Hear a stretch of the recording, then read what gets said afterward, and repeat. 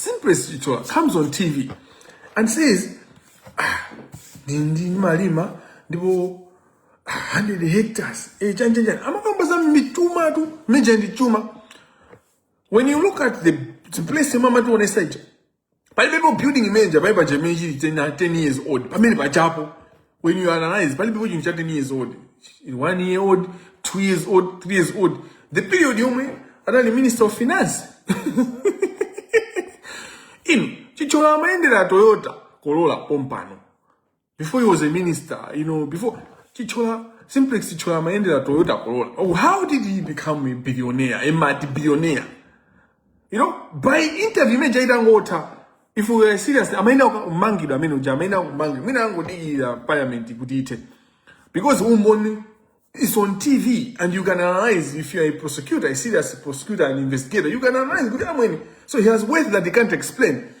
Land manager, Boma, APM, Mancho Saso Bidiminta, Mumbwezerese Bidiminta. Ngari singambwezerese, don't persecute her. Piti send position yabu, Mubwezerese so mumponi na utiti muvomene. For me, uchatukuyanga na. Mumbwezerese APM because Mancho Sasino Bidiminta. Inendukuzoa zone na Mancho Sa Bidiminta, kumeni mchako si APM. Kuma APM, you can't continue to sleep on the job. You can't.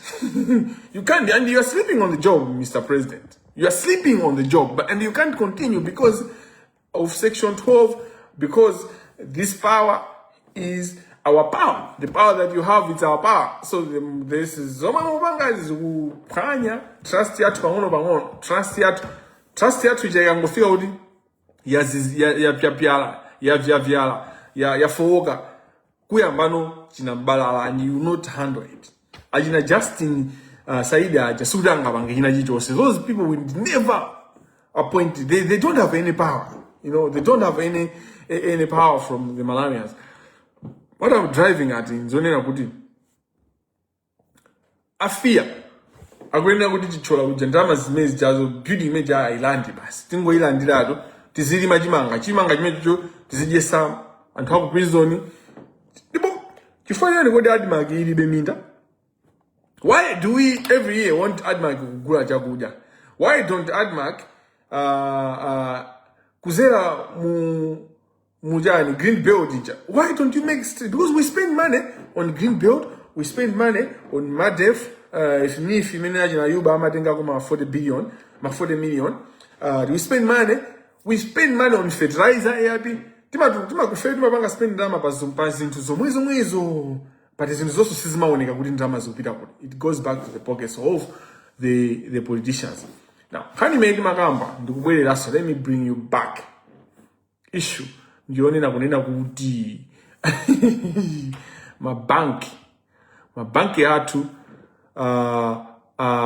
pada chitika fani makamba nkhani ya normalization of abnormalities kuti timapanga timazisiya zoti zoziziswa zosamwiswa timangozisiya kuti nimene zili and we move on. Then makamba za mabanki ndipo mabanki wa makamba nkhani ya cashgate kuti cashgate itachitika. It was clear kuti cashgate singachitike opanda yani mabanki ndi reserve bank okhala pati kuthandizira zigawenga zija. Now, my point is, what is it? What is as a nation? Tinapanga jani. Titaona zimene zija. You see, kuna what is it? Napange malamulo okwanira bwino. So malamulo athu alipo odi atamagwira ntchito. Koma ndobelewera pang'ono. Chifukwa tinayika kuti pang'onopo malamulo athu amathandizira ndipo amaonerera umbanda kuchitika. So timaina kukhala ndi limit, for instance, ya withdraw. Kuti munthu angapanga withdraw ndalama zingati. Panopa chimeti nacho njoti my institutions abango bangidwa notify. Ama ina zisido kuti pali chancha ndipo pakhala mbola kuti adabwa. Ama ina kupanga hold kuti no, don't do that transaction, blah blah blah. Which in this case didn't do, and that's where the National Bank of Malawi has a lot to explain. In fact, National Bank of Malawi owes the nation its money. Ndalama zimene zinatuluka 5 billion, right? 5.5 billion. Mana adusa National Bank. Agwena kubweza. The National Bank there's no way that would have happened without them knowing kuda kupanga jani. And one day I remain from my information, it reviews now tsiku limodzi unatunga 3.5 billion. 3.5 billion. Now, the failure of us having a limit of amount of money that one can withdraw from the bank is one thing which enables the corruption. But why have we failed? It shows now the legal reform here too. There's also corruption within legal reform. You know, many law commissions, there's corruption in the law commission with what it prioritizes, which laws to look at and all that. The cartel is so deep, it's so institutionalized. Komano, it's not impossible to deal with it. We are dealing with it. That's why we are analyzing and bringing these things out in detail with vivid examples. Zinzokazigika zoti mutha kuziona ndi maso or kuziloza ndi maso. Zinaso mutha kuzigwira nditu. 3.5 billion mukuziwa kuti ndi ndalama zambiri bwanji. 3.5 billion kwacha. Do you know kuti olokunyamula kwake kuti uinyamule 3.5 billion? So the bank has to explain. Obviously there are cameras, janjan, panoba CEO wa National Bank should be arrested. You know, here the minute I would lose the Anyamata, I mean, all Apangas ministers used to what you must know is this. And to Aminama Kauda Ubait, they are not stupid. And but then, Kumalai Guja, Aguba, Amaka, they are legless. The system is two polars. They are Amaka legless. The fire in Karim, Monsieur Karim, don't know they don't care. They just do basi. We bagadenga drama banki muja pa 2000 kena kuma gulisa antu pa 5.5. That's what Ajina Karim have been doing. So these are the people that are bringing down our economy. Ni magamba za buying power, ya fuel. The buying power has been affected because of Karim, money laundering schemes, because of and the forex externalization. It has been buying power in Malawi has been weakened by Bushiri, money laundering, and all sorts of criminal activities that he engages. The buying power of Malawians has been weakened by the conduct and the criminal behaviors and the activities, clandestine activities by Pinganjira and Trifonia, Tom and Trifonia Pinganjira. And then there are others as well. But I'm mentioning Antobwerabu, Akabwere, you know, and my family, my hegemonic cliques, they are and they are connected to the others as well. You know, never know my enablers of these people, blah, blah, blah. And the banks, they are now moving away from just being an enabler and ukano or mudiru. Ukao guba. Osa ukano enable, right? Kuma kusantu kano ukano mbali mozi wawa guba. I keep on mentioning Zune Sata versus Mr. Mo, an Indian versus an Indian, an investor versus a criminal. Mutamela mabandrama ku MDF ndikuina kuli kose. Amena na mponda wekumkhanyirira. Pomponderera Mr. Mo, amena you know, an innocent investor. Mpaka na wanobe ya kuvutika tu kuti apeze ndalama zawo. Andi maloya amena nkathandiza ajina Zune Sata. Mukazi kuti ndani ndio mwe watu ajina wapona kita. They are the same people that were, and wapona kita is a money launderer. Do you know that? Bala ijainumu wona ngadumpita kwa sangabe. They are using the bar to launder money. Mukabange malipoti amena machoka mpaka amena mwa kuti akugulisa bwanja ajina wapona kita. They are laundering money for people. They are washing money. Wake up, Malawians. Wake up. Basi mapita muti kita. Au kubelani nsonko yanu gaya.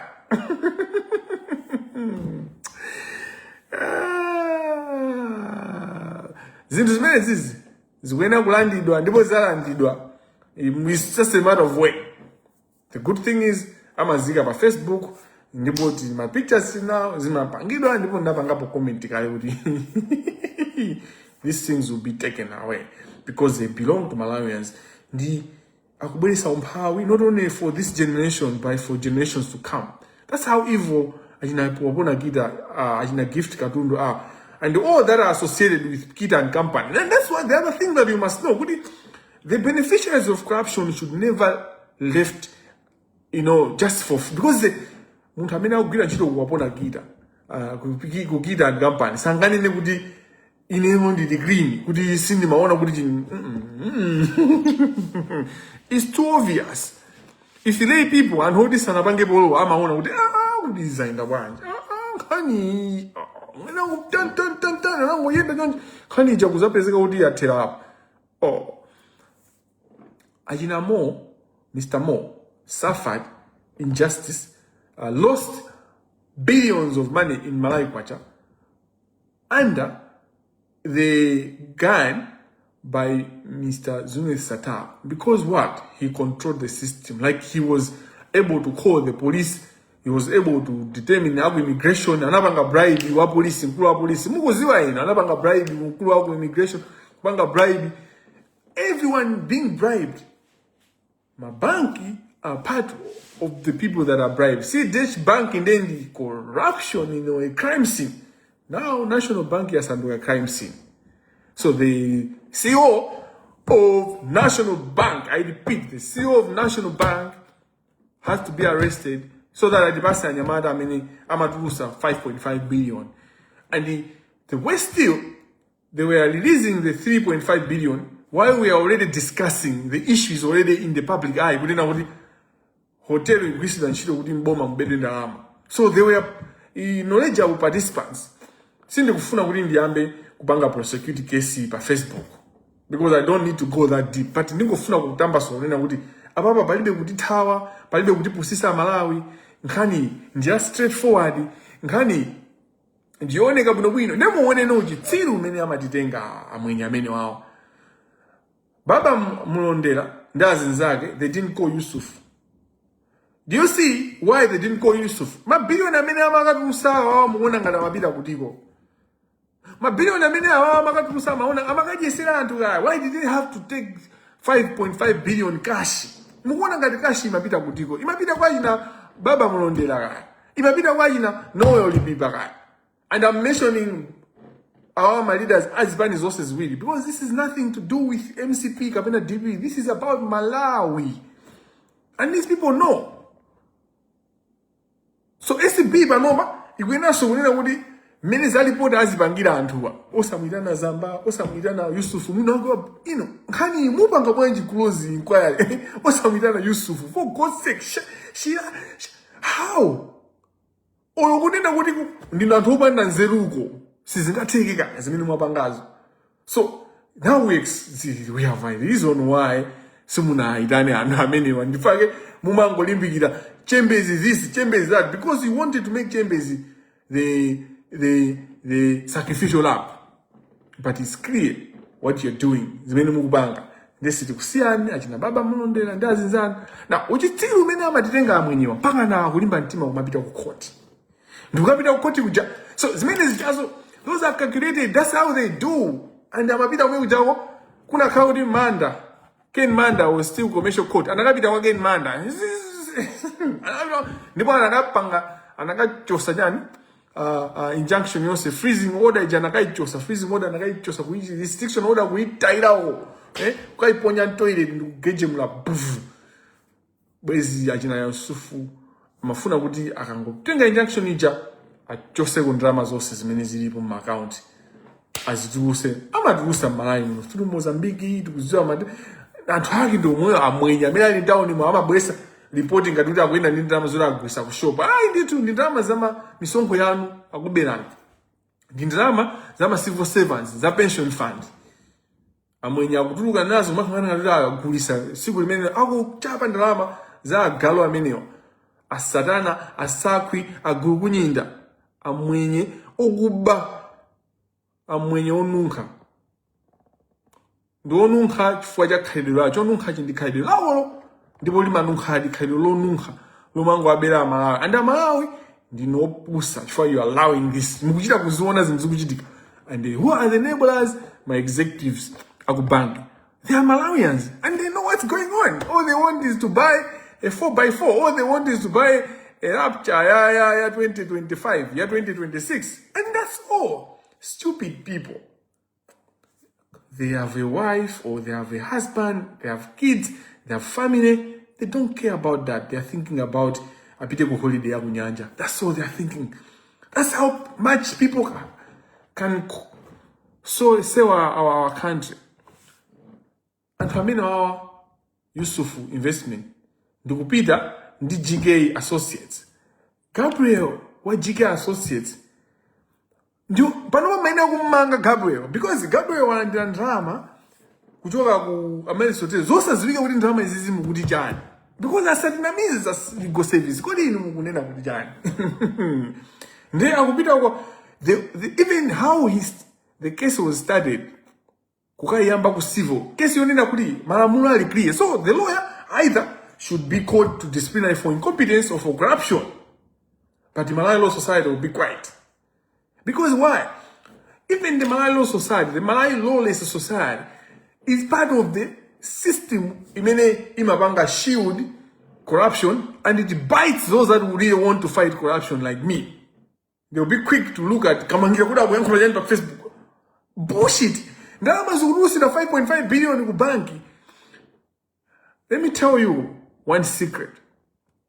The Malawi Law Society moved over the report ya whistleblower because to them they believe good deal manager Amabanga the MCP. So change of government, then they were acting because the IMCP are running. I mean, one of the things that I've said about Malawi Society, it acts on popularity, on popularism, you know, it acts on the rest. So kutoka kwa MCP kuja antamba kuona information yoni na kuti anthu anabandama zambiri, everyone is against MCP. Adi Malawi avuta, Amaryllis avuta, right? You see, that's how stupid Malawians think. Francis Joseph, you're stupid. I'm giving you information that you can't get anywhere. And I'm giving you this information risking my life. And all you consider is he's making money, he's monetizing the page. That's how stupid. Ujitsiruwa Malawi, ndioni na kuti you focus on small things, on unimportant things, and you leave out the important things. Now, let me proceed. Malawi Law Society inapanga ripoti manager ifati imaona unena kuti dilu ija mene imamvekera kuti dilu ija ndi IMCP and all that. But let me take you back. Ata sanena unena kuti banki ifuna kugulidwa janjanjan bantengo odi overblown janjanjan banki yo city bwino blah blah blah. Funky Mbeta spoke and said that in his jitika.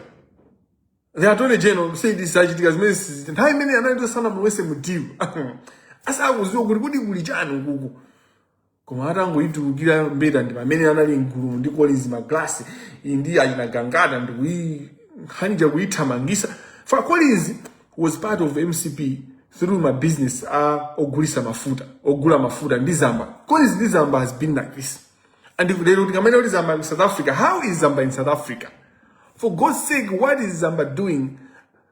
Wakala 5 years, Ali Ndicha Kwela Uja, or 3 years. Since now, what is Zamba wapita kuchipata? What is Zamba? Like, APM. Mukubanga, mukugulisa, uguluwanu, mukugulisa mphamvu zanu as a president. It's time to show us kuti proven leadership is real proven leadership, and not proven leadership is proven leadership that failed. So you're just proving good you are a failed leadership in terms of proven leadership. So proven leadership can be anything. It can be proven leadership of success. It can be proven leadership of failure. So but nobody about proven leadership. I just sit now on it. Good proven leadership many in chat. Come on, nani na unena kuti chikamata chaka. Chao temu ya antika to kuziwa kudi direction and yodani. So mumu yangu is not important, but what you do is what matters. Let me conclude by saying kunena kuti awawa amene amapita su banki, amapita su sorry ku court, kuyuza ndemu werenge tu amene mmata kuwerengano izi sizi kukhuzani achina uje. Muwerenge chigamulo ndichika pa Facebook page komanso mafatsamu munda isa kugawa nditu. Chigamulo chimene alemba Professor Wilson Kabindu. We are lucky to have such kind of judges. A brilliant judge. But Kabindu why can class it what yes information but he was doing that deliberately. Student hajasama ziwa ajina gaba GK associated. It doesn't mean they didn't know, but that's what they do. zimene zimakadusa zimene zija and ndalama zija mathawisa zimene zijazo. Those are things that we should look at as Malay law society or Malay lawless society. That's what you should be looking at. They are part and parcel. They are embedded into the corruption. They, as in sound, I mean, you know, my closest buddies, and they continue to take me out of WhatsApp groups. It's funny. They continue to say my group was my lawyers. Also, I am the only lawyer that you should be associated with. You should be proud of, guy. And I'm telling you, I'm the lawyer you should be proud of as Malawi. So, mzindika kusogola kuti lawyer Malawi law society member wa two. But you can't see that because you are closed in. Mwasegeredwa, mwatantani. You know, enage andilembera message. Council, is this you? Mwani na udi pachakuti pano National Bank. Yes, ndineyo. Abusa tamene. Ine sima mbekeza kuti ndiniyo da it's me ndavu ndineyo nditumusa sadenka. Nimakulemekezani kuma azizi zimene wapangazi. Ndikuona ngati kuti sizindawo zira ziko mkwambiri kule mwana sungani msazandilemekezeso. Give me respect. These are stupid people, stupid religious people, because they are not angry, they are not mad over drama zimezi kubedwa za Malawi za mphawi. They are mad over a word yonina unaudi inundantopusa musanke phuzo lanu. Tipemphere zinatalenda mwana ndira mzimu yana uli mukhali watalenda kwa mwana mzimu yana monga panali poyamba sopano masikonse ndi panthawi zosatha zinatalenda mwana ndira mzimu yana. Amen.